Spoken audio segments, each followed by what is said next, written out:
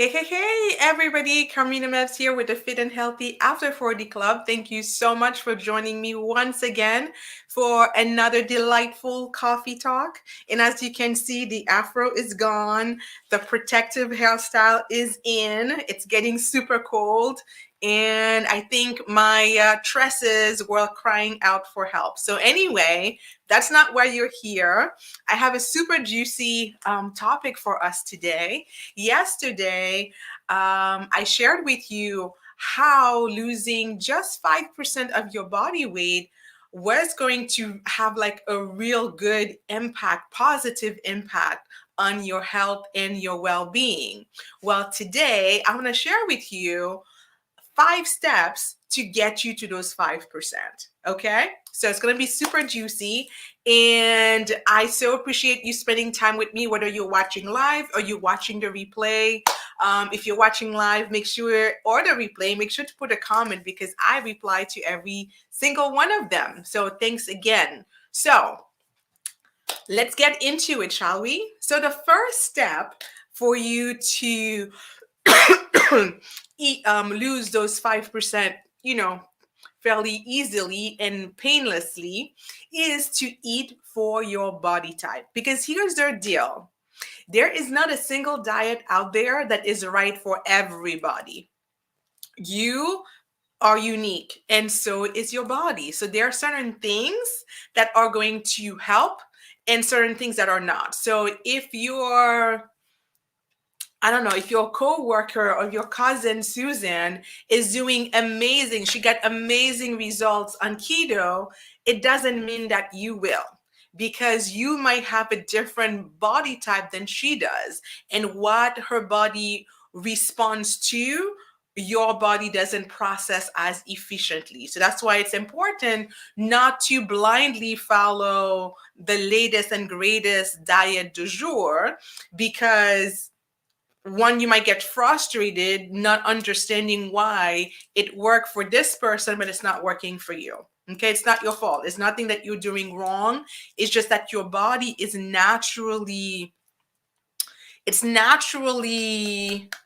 suited to process certain type of food easier and faster and so on and so forth. Okay, so that's number one. You must eat for your body type. Number two, once you know that, and regardless of your body type, you need to learn to create food combinations, right? Because I have a lot of people who tell me, but Carmina, I eat salad and Diet Coke every day for lunch, but I'm not losing the weight, right? So just because a food is deemed healthy, it doesn't mean that it's healthy in it in itself, right? Because for so long, right, we have been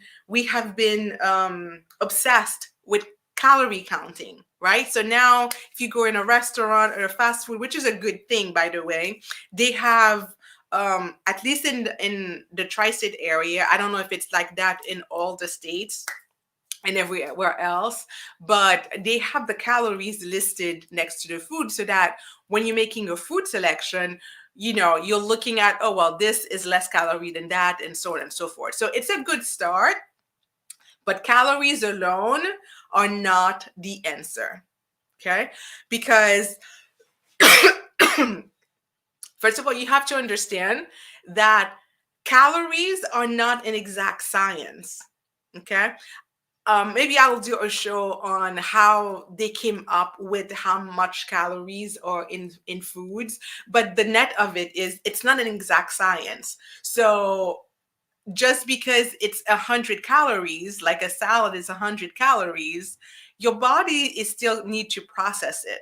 And depending on what you pair that salad with, it's going to be more or less efficient for your body. It's going to make you feel fuller or not full at all, which means that a few couple hours later, you're going to be reaching for that muffin.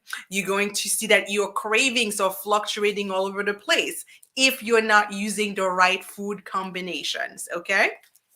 Number three, you have to enjoy your body in motion. Like your body was made to move. And I always say it to my clients, when you're trying to lose weight, Exercise is not the biggest key. Okay, it's maybe accounts for 20% of the 100% effort that you need to put in. Because, a lot of times, especially as the new year is going to start, gyms are going to be filled to the brim, with new members who are eager. The first 2 weeks, maybe they're going to go at it hard, and then it's going to all fizzle out. Okay. People put a lot of emphasis on exercise and fitness, which is important, but we have to give it its proper place. If you want to lose weight, you must focus on the nutrition first. Nutrition accounts for 80% of the results that you see in your weight loss. Okay. But that is not to say that you should not exercise. Exercise is an important part of your well-being and your wellness. Yet, where I think people go wrong is that they force themselves to do exercises that they think they should be doing versus engaging in movement that they actually enjoy. Okay? Because when you enjoy something, how long are you going to do it? You're going to do it for a long time, which is why, in particular, in the Fit and Healthy After 40 Club, walking is our main it's the main fitness activity that I recommend because it's easy to do. Anybody can do it. Anybody who's able, can do it. And it's enjoyable, especially if you're walking outside. And anything that you enjoy doing, you're going to do it consistently and for a longer period of time versus doing one of those insanity workouts that you might survive for a week or two, and then it's going to go by the wayside. And then it's going to reinforce the idea in your head. See, I told you I couldn't do it. I told you I could not stick to anything, right? So you learn to trust yourself less and less, and that just perpetuates the cycle. Okay. So, yes, we want to move our bodies in a way that we actually enjoy so that we can do it for a longer period of time more consistently. Okay. I'm not telling you to go do cardio for hours. That's not what I'm saying. I'm saying you need to have consistent movement in your life. Okay. Number 4, we must manage stress. You can be doing all the right things. You can be eating the right foods. You could be exercising. But if your stress levels are up the wazoo, you're not going to move the needle. Stress management is the biggest needle mover when it comes to weight loss. So learning how to manage your stress effectively, even if you're like, but I don't really have that much stress in my life, Carmina. I beg to differ.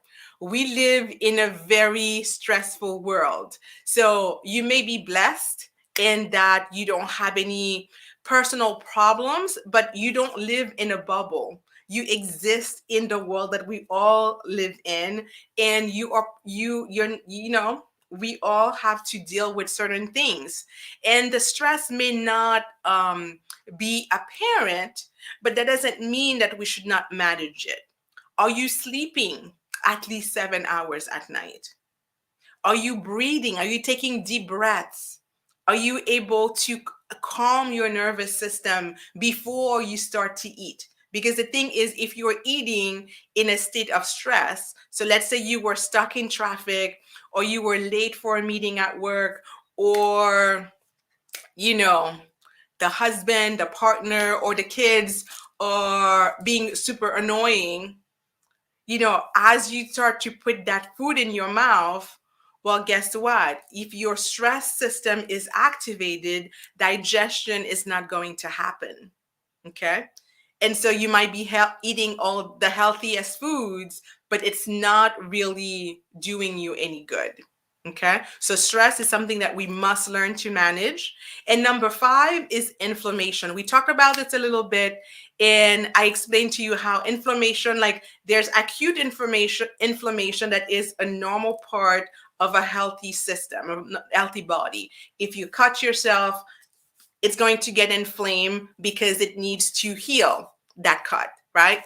But there is a dangerous kind of inflammation, which is chronic inflammation, which comes as a result of poor diets, eating too much sugar, not getting enough sleep, the environment, the pollution all around us, the stuff that they put in the food, right, to make it last longer, the food additives, all those things are contributing to inflammation in our bodies. So we have to have a way of cleansing the body of those toxins, of detoxing, right? And I'm not talking about those crazy juice cleanses where you're only drinking, I don't know, lemon water with honey for days on hand. That's not what I'm talking about.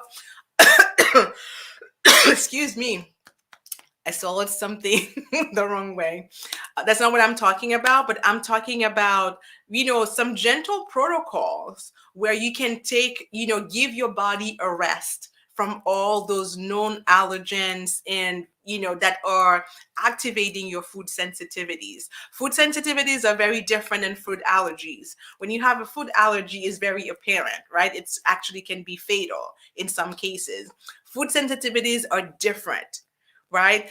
There are, you may not even realize that you have a food sensitivity until you go to the process of doing a reset and then discovering, oh, when I eat this, I feel such and such way. And it's super apparent when you do it the right way. Okay. So these are the 5 steps that you need to do to lose your first 5% of body weight. So eat for your body type, discover delicious food combinations, enjoy your body in motion, make sure you get some rest and you manage your stress properly, and finally that you reduce chronic inflammation. So these are the 5 steps for you to lose 5% of your body weight and start feeling better. Now, of course, some of us have more than 5% body weight that we need to lose, but we all need to start somewhere. And if you can do it once, you can do it again and again and again. And this is how we make weight loss painless, because it really can be painless and simple if we allow it to be. Okay.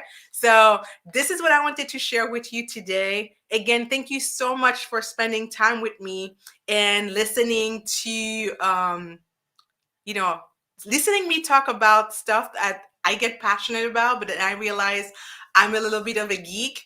But I hope I made it interesting and useful to you. And if you have any questions and if you want to explore um, what is perhaps getting in the way, right, of you being able to kickstart your weight loss. If you want to have a one-on-one conversation with me and explore what is killing your motivation, what is getting in the way of you showing up for yourself the way you want to show up for yourself. If that's you, I want to let you know that I do have 5 spots on my calendar for the rest of the week. So if you want to get in, just PM me really quickly and then we'll chat and we'll find a time that works for both of us. We'll have a quick 30-minute conversation and figure out what you need most and how to get you started, okay, on your way to a painless weight loss journey. Okay. So, and I almost forgot. And if you haven't joined the challenge yet, make sure you do so. I put the link below in the video comments, description, or whatever it is. I'd love for you to join us. It's going to be fun. We are a small group, and so that means I'm going to be able to pour so much more on each individual person. And I would love for you to be part of that group, the founding group of the Water Walks and 40 Wings Challenge. Okay, that's it for today. I'll see you tomorrow for another coffee talk with Carmina. Take care and bye for now.